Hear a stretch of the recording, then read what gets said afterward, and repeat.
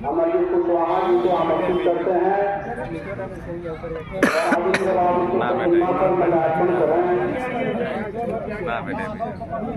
फूल तोड़ देवे के पुरानका फूल भाई काल देवे के अरे बेटा आप तो अब अभी की बनैले होता ना लाठी चाहिए तब मुठी। हाँ ताली बजाई लो। इंकलाब जिंदाबाद जिंदाबाद जिंदाबाद इंकलाब जिंदाबाद राजेंद्र प्रसाद साहब अमर रहे इंकलाब जिंदाबाद जिंदाबाद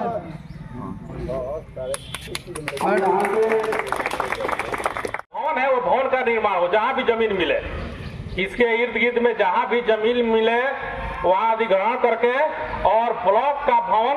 साथियों, यह विडंबना ही है कि राजेंद्र बाबू जो देश के प्रथम राष्ट्रपति रह चुके और उन्हीं का गांव अपेक्षित है।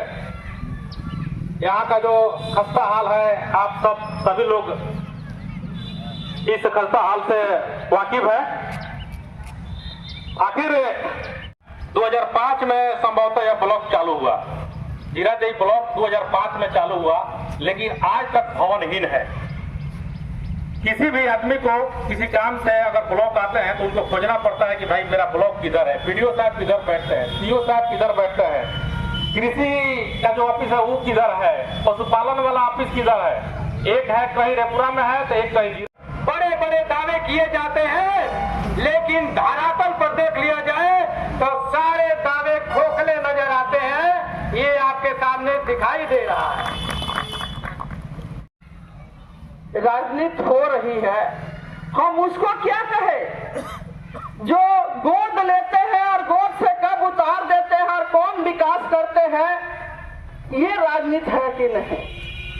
हम उन लोगों से कहना चाहते हैं जो राजनीति की बात करते हैं, तो बताइए 2014 में मोदी जी आते हैं, 15 लाख देंगे, 2 करोड़ नौजवानों को रोजगार देंगे, महंगाई कम करेंगे, और जब लोग खोजते हैं तो कहते ये तो जुमला था। ये क्या है? और कब पटरी पर से उतर जाएगी कहना बिल्कुल मुश्किल है। और इसलिए मैं मजबूर होकर के अब लड़ाई का रास्ता तय किया हूँ और जीरादेई विधानसभा के जनता को बताने आया हूँ कि आपने जिसको चुन करके भेजा है वो असेंबली में भी लड़ा है, सड़क पर भी लड़ रहा है, और आने वाला जो असेंबली होगा फरवरी के महीने में ये मुद्दा असेंबली में फिर एक बार मजबूती के साथ उठेगा और लड़ा जाएगा। और हमारे साथियों ने तो ये भी कहा कि अगर माननीय मुख्यमंत्री जी आ रहे हैं तो हम लोग कहीं चुकने वाले हैं। जब हम लोगों ने काला झंडा लेकर के जीरादेई ग्राउंड में पहुंचा था तो मुख्यमंत्री जी इधर से उधर भागते हुए जीरादेई पहुंचे राजेंद्र बाबू के घर, और तब भी हम लोग को घेराबंदी किया गया। और उसके बाद आदेश जारी कर दिए कि कोई पुलिस वाला भी अब काला जो है गमछा लेकर के नहीं रह सकता, सबको रुकवा दिए। काला से इतना उनको डर हो गया, लड़कियों का ओढ़नी तक हटवा दिए। नहीं काला रंग की ओढ़नी नहीं पकड़ा है। ये मुख्यमंत्री जी है हमारे बिहार के। तो मैं क्या कहूंगा? मैंने आप लोगों से कहना चाहता हूँ, ठीक ही हमारे साथियों ने रखा कि ये जीरादेई बाजार जाम हो जाता है, तो इसके लिए एक बाईपास सड़क की जरूरत है जो सुरवल से होकर के भरथुई जाती है, और दूसरे तरफ इस सोना नदी के किनारे से होकर के भैंसा खाल पुल पर चढ़ती है। मैंने इसको भी मांग उठाया। कौन बड़ा काम है? मुख्यमंत्री जी आ रहे हैं ITI के पास, तो टूटा हुआ सड़क मैंने तो पहले ही लिख करके उसको लगातार दिया था, तो नहीं सुना जा रहा था। और मुख्यमंत्री जी जा रहे हैं तो सोना का सड़क बनाया जा रहा है। अब उस सोना के सड़क से नीचे मुख्यमंत्री जी नहीं चलेंगे, उनके लिए सोना का सड़क बनेगा। ठीक है, बन जाए, हम लोग सौभाग्यशाली होंगे कि हमारे यहाँ भी जीरादेई आ जाए और ये भी सड़क बन जाए सोना का। कम से कम जीरादेई के लोगों को ये भी तो तोहफा मिल जाना चाहिए। तो पता ना इधर मुड़ेंगे नहीं कि क्या बात है, इधर तो सड़क बनाने की कोई योजना नहीं हम देख रहे हैं। लेकिन वहां 1 किलोमीटर नहीं 800 मीटर है वो सड़क बना करके आप वही ले रहे हैं कि भाई सोना का सड़क बहुत जल्दी बन रहा। तो इससे काम नहीं फरियाएगा। हमने बहुत सड़क लड़ करके इस क्षेत्र में बनवाया। अभी देख रहे हैं भैंसा खाल जिसमें जाएंगे, सुन रहे हैं चर्चा हो रही है।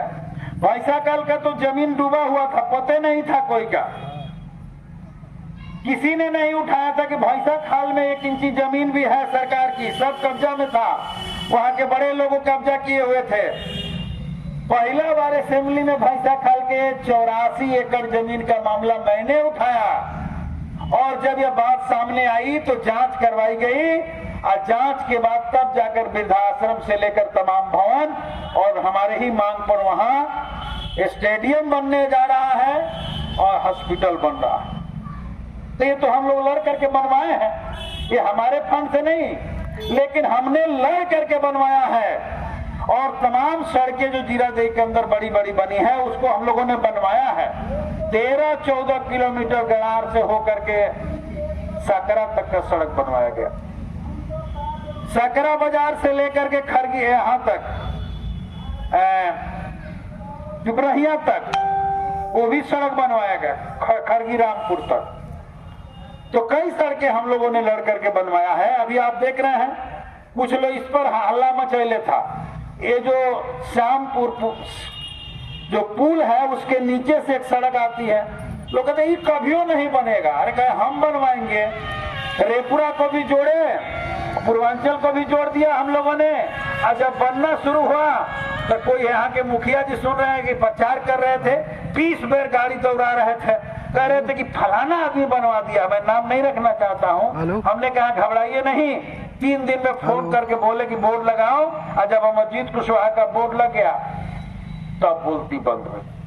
और नहीं लगना है, जो पीएमजीएसवाई योजना से बनेगा उसमें एमपी का बोर्ड लगना है, लेकिन दबाव बनाकर मंत्री से कहवा करके जीरादेई विधानसभा क्षेत्र में जो बोर्ड लग रहा है उसमें नाम एमपी का जुड़वाया जा रहा है कि अब उसमें उनका भी नाम रहेगा। ठीक है भाई, नाम जुड़वा लीजिए।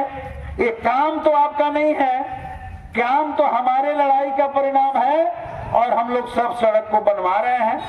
तो ये जो हमारा जो जीरादेई का है, तो ये भी मैं आप लोगों से कहना चाहता हूं, हम चाहते हैं कि राजेंद्र बाबू का जो नगर है ये पर्यटक स्थल के रूप में विकसित हो। जब जीरादेई सड़क पर लोग उतरे तो लगे कि सचमुच में इधर कुछ जगह है। ये पार्क देख लीजिए, कितना उपेक्षित पार्क है, कितना खराब ये पार्क है। और मैं आज कई बार देखा हूं और आज भी देख रहा हूं, इतनी मैंने क्या जीरादेई में राजेंद्र बाबू के नाम पर एक पार्क भी बना है। हम सभी साथी आज संकल्प लें, ये राजेंद्र बाबू हमारे देश के संविधान के निर्माता रहे हैं। बाबा साहब अंबेडकर ने संविधान को लिखा और वो जो कमेटी बनी थी संविधान सभा के अध्यक्ष देश रत्न डॉक्टर राजेंद्र बाबू थे।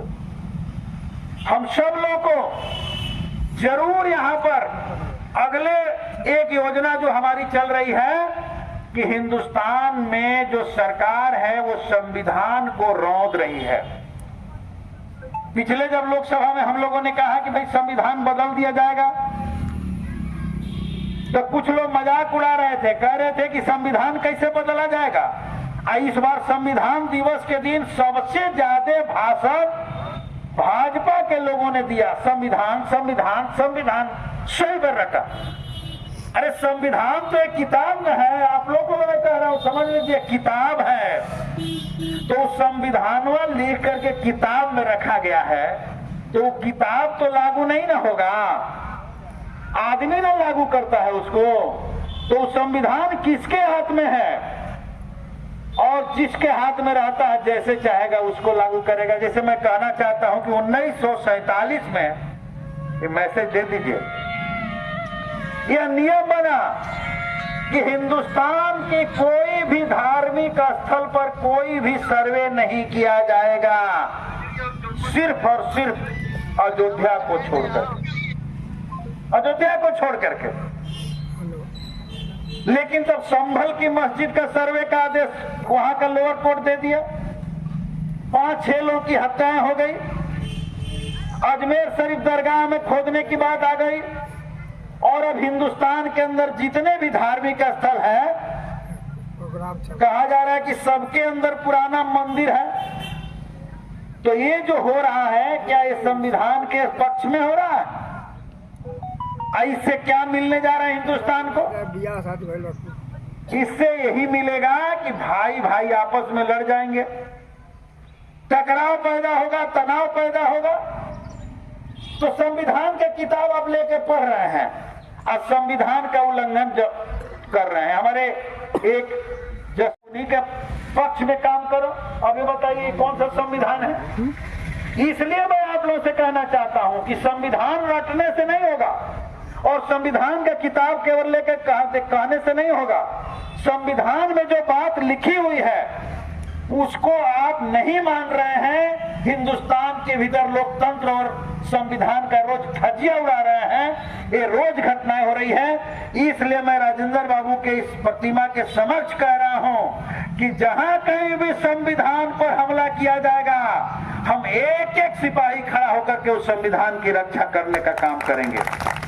और हम तो कहेंगे कि हमको परमिशन दिया जाए, क्योंकि राजेंद्र बाबू के पूरे गांव में 1 रुपया लगाने का परमिशन हमको नहीं है। कह दिया गया है कि केंद्रीय पुरातत्व विभाग जो है इसका सीधे देख रेख करता है। तो हम लोग विधायक मत से लगा नहीं सकते। इस पार्क में कहें तो इस पार्क का सौंदर्यीकरण और पार्क में जो कुछ भी लगाना हम लोग लगा सकते हैं। इसके भी हम इजाजत मांगेंगे, लिख करके हम चिट्ठी देंगे। अगले वित्तीय वर्ष में इस काम को भी हम लोग करवाएंगे। लेकिन ये बड़ा से बड़ा जो काम है, अभी देखिए जामापुर से कटवार की सड़क टूट गई है, मेंटेनेंस का टाइम खत्म हो गया। सरकार कह रही है कि सब हम करेंगे। हम लोग जब विधानसभा में उठाया, फिर भी हम मांग कर रहे हैं कि जामापुर से लेकर के कटवार जाने वाली जो सड़क है और यहाँ जीरादेई के दोनों बाईपास सड़क और राजेंद्र बाबू के नाम पर चलने वाला यहाँ औषधालय है, आयुर्वेदिक औषधालय, जो मृत प्राय नहीं खंडहर में तब्दील हो गया है। इन सारे चीजों का निर्माण और इस पार्क का सौंदर्यीकरण, रोड पर स्ट्रीट लाइट, रोड का चौड़ीकरण और राजेंद्र बाबू के घर के इर्द गिर्द सुंदर पार्क और सौंदर्यीकरण करते हुए इसको एक पर्यटक स्थल के रूप में विकसित किया जाना चाहिए। ये हमारी लड़ाई है और इस लड़ाई के लिए यहाँ से लेकर के, सड़क से लेकर के सदन तक हम लोग लड़ेंगे। लेकिन हम ये भी कहेंगे कि हम राजेंद्र बाबू को अगर याद कर रहे हैं तो राजेंद्र बाबू ने जिस संविधान को हमें दिया, बाबा साहब अम्बेडकर ने जो संविधान दिया, उस पूरे संविधान के प्रियम्बल को अभी देखिए ना, एक आदमी गया था कोर्ट में, जानते हैं कि नहीं आप लोग? जानते होंगे। और जाकर कहा कि संविधान में 2 शब्द जो लिखा हुआ है, समाजवाद और धर्मनिरपेक्षता, इस शब्द को प्रियम्बल से हटा दिया जाए, मैंने प्रस्तावना से हटा दिया जाए। मैं बधाई देना चाहता हूं कि सुप्रीम कोर्ट ने इस पर रोक लगा दिया, कहा कि ये नहीं हटेगा। मैं सुप्रीम कोर्ट को इसके लिए बधाई देना चाहता हूं कि सुप्रीम कोर्ट ने कह दिया कि जब तक कोर्ट में सुनवाई चल रहा है, किसी भी धार्मिक स्थल पर सर्वे करने का कोई भी लोअर कोर्ट को यह पावर नहीं है कि फैसला दे। तब जाकर हिंदुस्तान में शांति बहाल होने का एक माहौल बना। तो ये प्रस्तावना को हम लोग को जगह जगह लिख करके बोर्ड, शिलापट लगाना चाहिए। और हम लोगों ने तय किया है कि हम लोग जितना काम करवाएंगे, सभी काम के स्थल पर भारत के संविधान के प्रस्तावना को लिख करके कि हम भारत के लोग, जो प्रस्तावना में लिखा हुआ उसको शिलापट पर लगवाया जाएगा, ताकि सब लोग संविधान की प्रस्तावना को समझे। तो कहने के लिए है भाई, यहाँ अफसर लोग सरकार चला रहे हैं, सरकार नाम की कोई चीज बिहार में बची नहीं है। और हमारे सरकार के जो मुखिया हैं वो भी धीरे धीरे अस्वस्थ होते हुए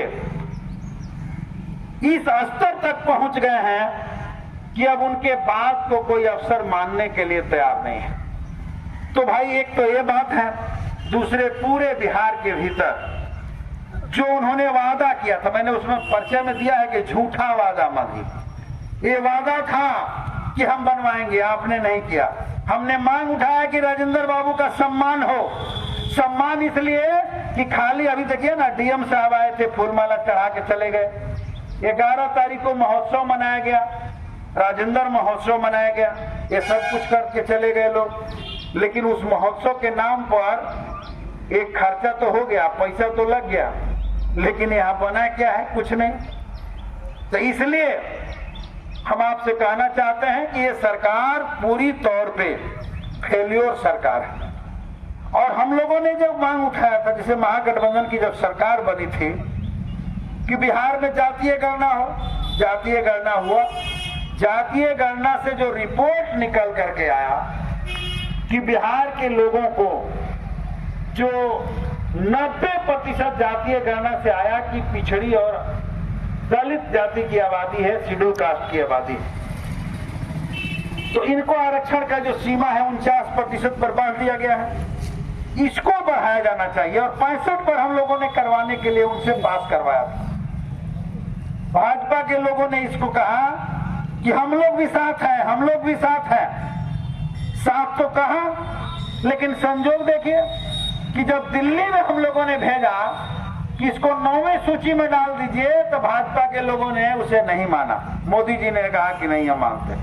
अभी पार्लियामेंट में हमारे सांसद लोग उठाए हैं कि आपको हिम्मत हो तो देश में जातीय गणना कराइए।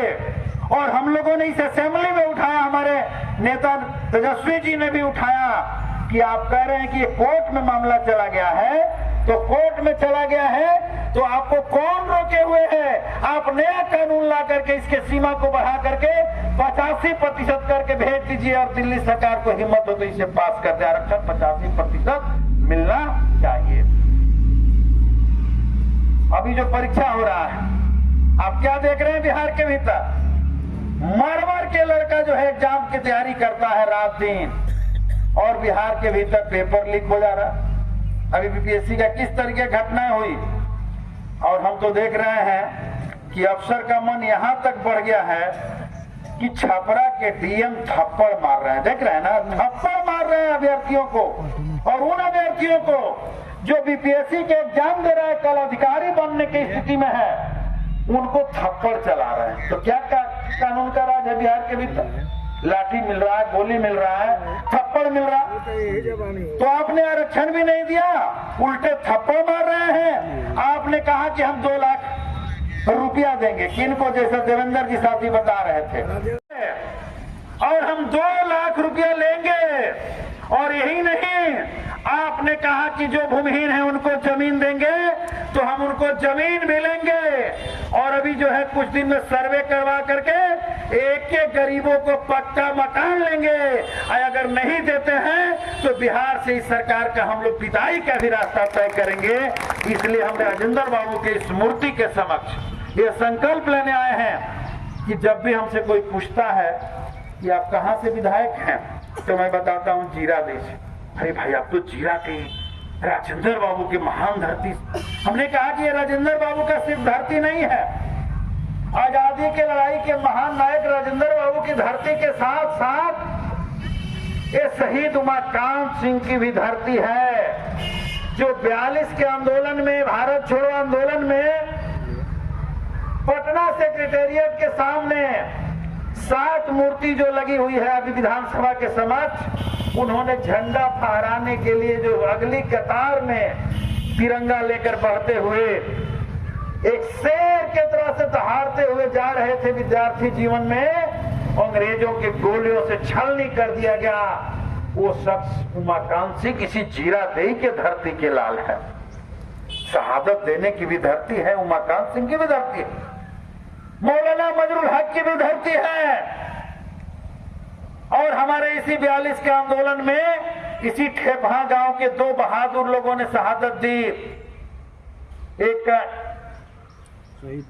बच्चन सिंह और उनके साथ कोई एक और, उनकी ये धरती है। इससे हम लोग